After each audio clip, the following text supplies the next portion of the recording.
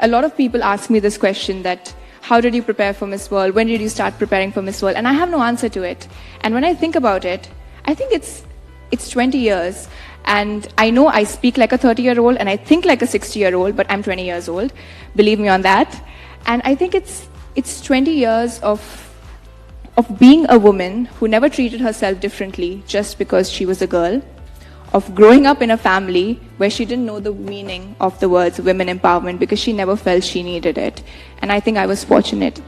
And all I can say is that I pray that in the future, no one knows the meaning of women empowerment because we don't need these words. Women are equal to men. The hand that rocks the cradle, the procreator, the mother of tomorrow, a woman shapes the destiny of civilization. Such is the tragic irony of fate that a beautiful creation such as a girl child is today one of the gravest concerns facing humanity. Girls' education not just empowers families, but communities and economies. A result of her education, we all do better. It's just as simple as that.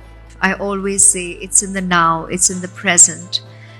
You've got to thank God for this blessing called life every minute, and we have to make a difference every minute that we can. And hence, a day of smiles is every day. Miss India was like blood inside my veins. Every artery, every tendon, every blood vessel, every bone, every atom in my body was just waiting and wanting one thing, Miss India. For me, it was all about Miss India. It's such a big failure that we are not able to give back to the society. And hence, we should make it into the success by giving back what we do owe to the society.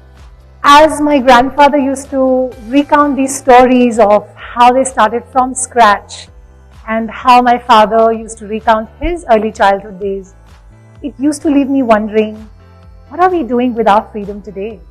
And what does independence mean to me as a young girl or a woman of India at this point of the century? So don't feel super burdened by the fact that you have to make a career right now, everyone's doing so great.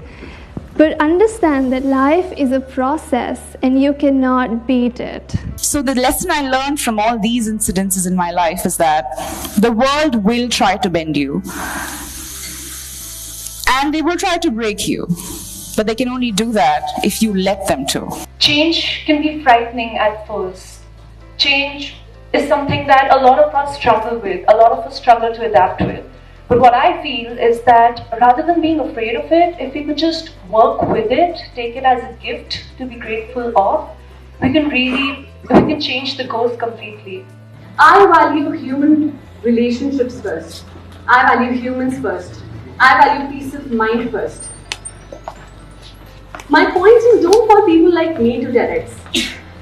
For people like my father to TEDx, who teach us to make the right choice when the choices get hard.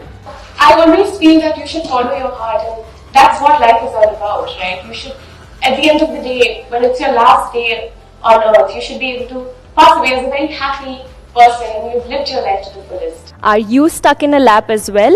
Do you know what you want to do? Do you not know what to do? Do you want to take the leap? Are you in a choice of yes or a no? If it's not working out, move on, guys. जब मैं जीती तो सब लोगों ने मुझे बोला because of your father supported you. Like आपके पिता ने आपको बहुत ज़्यादा support किया है. But let me tell you all कि मेरी माँ ने मुझे बहुत support किया है. वो हमेशा से एक होता है ना essence of beauty, essence of leadership, essence of believing in yourself and confidence that I've got from my mother. I believe the best way to build your courage is by putting yourself in uncomfortable situations. Whether it's pushing yourself to be on stage, lifting that heavy weight in the gym, confronting your bully, or even asking your crush out on that date. I think every situation helps you grow, and it's a series of uncomfortable situations that helped me grow.